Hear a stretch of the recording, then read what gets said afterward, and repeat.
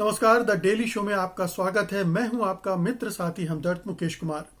दोस्तों, बेंगलुरु की पर्यावरण कार्यकर्ता दिशा रवि की जिस तरह से गिरफ्तारी हुई है, उसने पूरे देश को झकझोर दिया है। खासतौर पर उन लोगों को जो कि मानते हैं कि असंतोष, असहमति, विरोध प्रदर्शन, आंदोलन ये सब लोकतंत्र की बुनियादी पहचान है।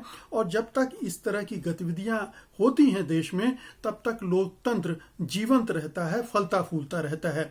लेकिन ऐसा लगता है कि जो सरकार इस समय सत्ता में है मोदी की, वो इसके ठीक उल्टा सोचती है और इसलिए इस तरह की तमाम गतिविधियों को या तो बदनाम करने में लगी हुई है या इसमें संलग्न लोगों को पकड़ पकड़ कर जेल में डालने में लगी हुई है।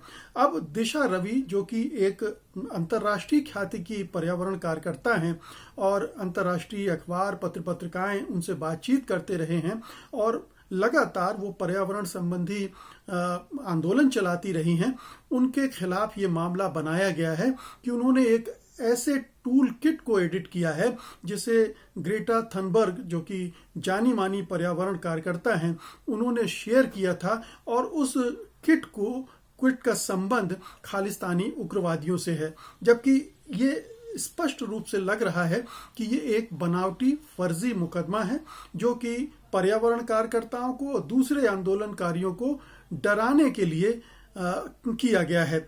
ये जो मामला है वो 4 फरवरी को दर्ज किया गया था, जब ग्रेटा थनबर्ग ने एक ट्वीट किया था किसान आंदोलन के पक्ष में, और उसके बाद एक हड़बड़ाहट केंद्र सरकार में मच गई थी। उसके पहले रिहाना के ट्वीट से पूरी सरकार हिल गई थी, क्योंकि अंतर्राष्ट्रीय स्तर पर किसानों के आंदोलन की चर्चा होने लगी थी और उसने क्रैक डाउन शुरू कर दिया था और एक मुकदमा दर्ज कर लिया था। उसमें 20-25 लोगों के नाम जोड़ दिए गए थे और उस सिलसिले की पहली गिरफ्तारी दिशा रवि है। दूसरी गिरफ्तारियां भी माना जा रहा है कि निकिता जैकब और शांतनु की तय हैं, उनके खिलाफ नॉन बेलेबल वारंट जारी कर दिए गए हैं। इसके अलावा और भी सूची में नाम हो सकते हैं। तो सरकार, ये जो कम उम्र के जो नौजवान हैं, उत्साही नौजवान हैं, जो अपने पर्यावरण की चिंता करते हैं, जो दूसरी देश की समस्याओं की चिंता करते हैं, उनके हौसलों को तोड़ने के लिए सरकार टूट पड़ी है।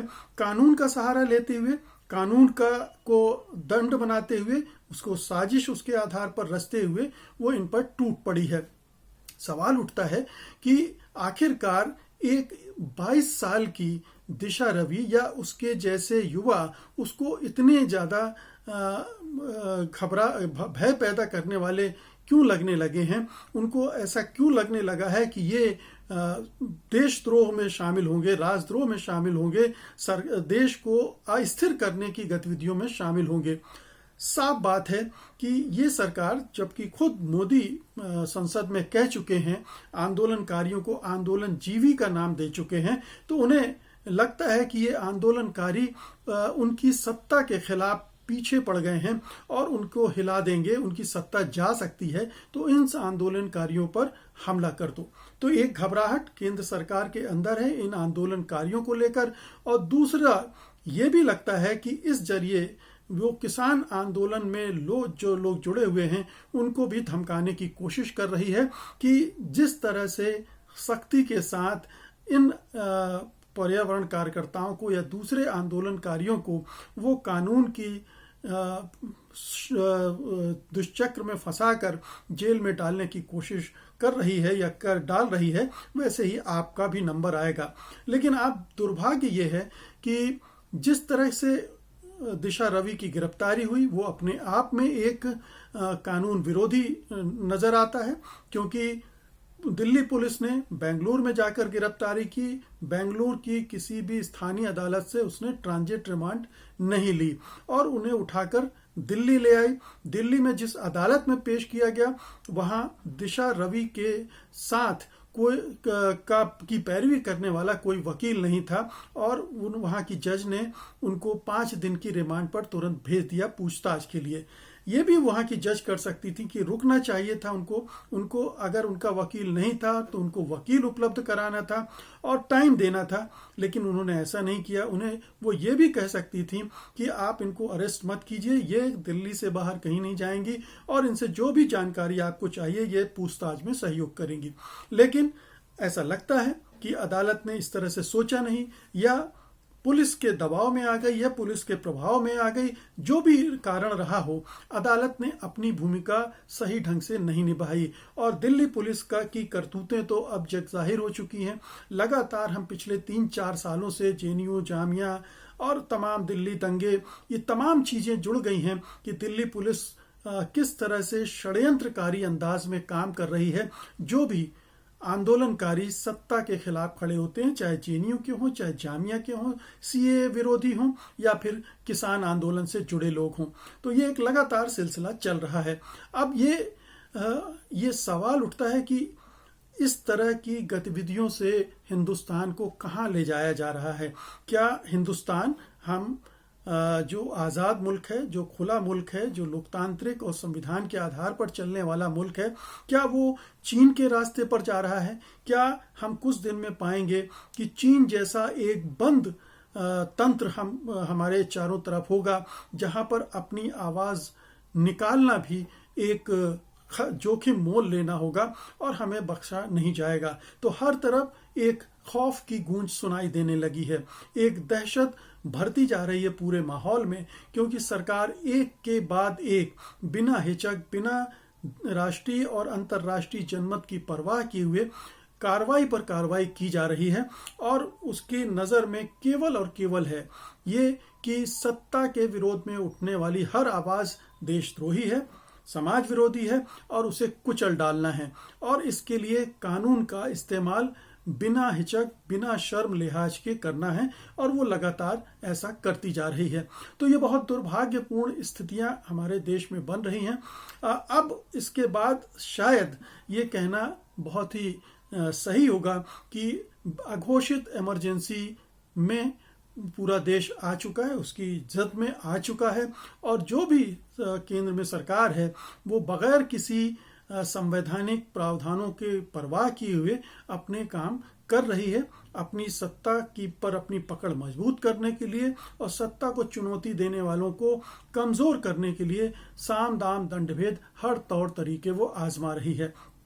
अब निश्चित रूप से जो दिशा रवि का मामला है, उसके बाद और लोगों की गिरफ्तारी का मामला है, उससे आंदोलन से जुड़े या उस टूल किट को शेयर करने वालों का मामला है, अगर वो गिरफ्तारियां होती हैं तो आप समझ सकते हैं कि पूरे देश में ये जो मैं खौफ के माहौल की बात कर रहा हूं वो किस पैमाने पर बढ़ता जाएगा। तो एक टारगेट शायद मोदी सरकार का ये भी है कि युवाओं में जो प्रतिरोध की गुंजाइश बन रही है, जो युवा जगत या छात्र जगत सरकार के खिलाफ लामबंद हो रहा है, उसको तोड़ दिया जाए, शुरू में ही उस पर हमला करके उसे नष्ट भ्रष्ट कर दिया जाए। तो ये एक स्ट्रेटजी इसके पीछे ये भी हो सकती है।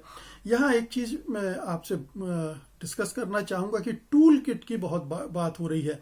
टूल किट को ऐसे पेश किया जा रहा है जैसे ये कोई AK-47 हो या कोई सशस्त्र क्रांति का कोई दस्तावेज हो, जिसके जरिए सत्ता को उलटने का या देश को अस्थिर करने की कोई साजिश रची जा रही हो। तो मैं आपको बता दूं कि टूल किट कोई बड़ी बात नहीं होती है। हर आंदोलन में, छोटे बड़े आंदोलन में टूल किट बनाने का प्रचलन है, जो सोशल मीडिया पर कैंपेन चलाते हैं और तमाम तरह के जो आंदोलन नहीं चलाते, दूसरे तरह के काम करते हैं, वो भी इस तरह की टूल किट बनाते हैं कि हमें आंदोलन को कैसे आगे बढ़ाना है, किस तरह के हैशटैग का इस्तेमाल करना है, कौन सी गतिविधियां करनी है। तो ये टूल किट भी वही उसी सिंपल उसी आयोजन की रूपरेखा होती है, जिसमें दुनिया भर में या देश भर में फैले हुए अपने कार्यकर्ताओं को संगठित किया जाता है, उनको एक दिशा में आगे बढ़ाया जाता है ताकि एक मिलजुल कर एक तरह के कार्यक्रम किए जा सके।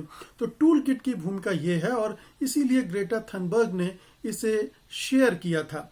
अब उस टूल किट में कहीं से अगर आपत्तिजनक बात आ गई हो तो उसे ये समझा ये इसको नाम दे देना कि ये साजिश रची जा रही थी। ये कहना चाहिए कि एक नई साजिश का हिस्सा हो सकता है कि उस टूल किट में वो सब हो ही ना जिसकी बात दिल्ली पुलिस कर रही है और हमारी मोदी सरकार कर रही है। लेकिन अगर कोई चीज ऐसी है भी तो वो इतना बड़ा मामला नहीं बनती है, क्योंकि जब तक कोई हिंसक गतिविधि नहीं होती, ये सुप्रीम कोर्ट ने सेडिशन के कानून की व्याख्या करते हुए कहा था कि जब तक कोई हिंसक गतिविधि नहीं होती है तब तक वो राजद्रोह की परिभाषा में नहीं आता है। उसे नहीं माना जा सकता है कि कोई सत्ता विरोधी कोई काम कर रहा था। इसमें भी इस तरह से जो टूल किट में कहा गया कि क्षेत्रीय स्तर पर जिस तरह की कार्रवाई करनी उसकी रूपरेखा दी गई थी, लेकिन उसका मकसद किसान आंदोलन का समर्थन करना था।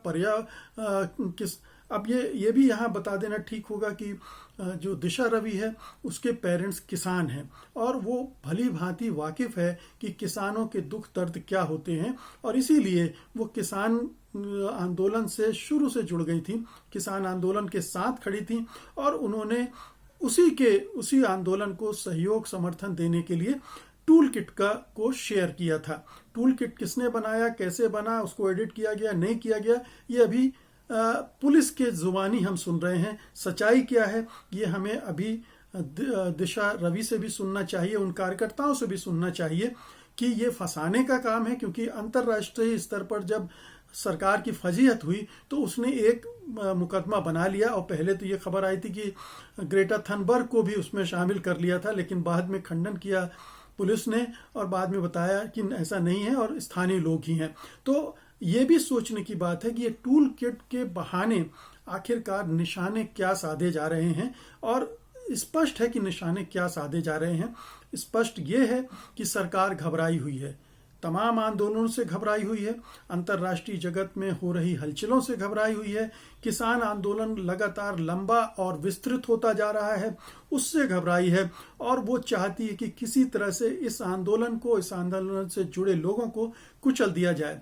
यहाँ एक बात और मैं बता दूं कि जो दिशा रवि है उन्होंने एक कैंपेन और चलाई थी पहले, जो पर्यावरण मंत्रालय है जो प्रकाश जावड़ेकर देख रहे थे, और उस मंत्रालय ने जो हमारे पर्यावरण कानून हैं उनको कमजोर करने का एक दस्तावेज तैयार किया था और उसको वो लागू करने जा रहा था। तो उसके खिलाफ बड़े स्तर पर बहुत लोगों ने अपीलें की थी, अभियान चलाए थे।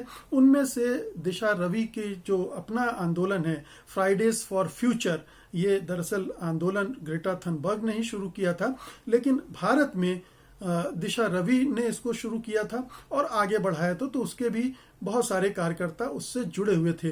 तो उन्होंने भी इस जो कानून कमजोर किए जा रहे थे उसके खिलाफ मुहिम छेड़ी थी, और तब से सरकार बौखलाई हुई थी कि ये जो वो उद्योगपतियों के लिए, अपने कारपोरेट मित्रों के लिए कानून को कमजोर करने की साजिश रच रही थी, उसकी पोल पट्टी खुल गई और उसको चैलेंज किया जाने लगा। तो ये इस सरकार को पसंद नहीं आया। तो तभी से हो सकता है दिशा रवि टारगेट पे रही हों और उनके जैसे दूसरे पर्यावरण एक्टिविस्ट भी टारगेट पर हों, और उनके खिलाफ भी अब किसी न किसी बहाने कार्रवाई की जाएगी। तो अब पूरे देश का माहौल एक आपातकाल के जैसा हो गया है, आपातकाल से भी बदतर हो गया है, क्योंकि बड़े पैमाने पर ये कार्रवाइयां हो रही हैं। कल किसकी बारी होगी, मेरी या किसी और की, कहा नहीं जा सकता। कल कौन से बहाने खोजे जाएंगे किसी की गिरफ्तारी के, किसी को किसी मामले में फंसाने के, किसी को इनकम टैक्स, ईडी, सीबीआई के जरिए फंसाने में, ये हम हर रोज कोई ना कोई ऐसी वारदात हो रही है जिससे हम समझ सकते हैं। तो ये सरकार अब देश के लिए काम नहीं कर रही, केवल अपने लिए काम कर रही है, अपनी सत्ता के लिए काम कर रही है, और लोकतंत्र और संविधान के से उसकी दूरी लगातार बढ़ती जा रही, बल्कि उसके खिलाफ वो उसकी गतिविधियां आकार ले रही हैं। तो दोस्तों, ये थी आज की मेरी रिपोर्ट। उम्मीद है कि आप इसे पसंद करेंगे, शेयर करेंगे और बड़े पैमाने पर इसे लाइक भी करेंगे। आप मुझे अनुमति दीजिए। नमस्कार। सत्य हिंदी का ऐप डाउनलोड करें गूगल प्ले स्टोर पर।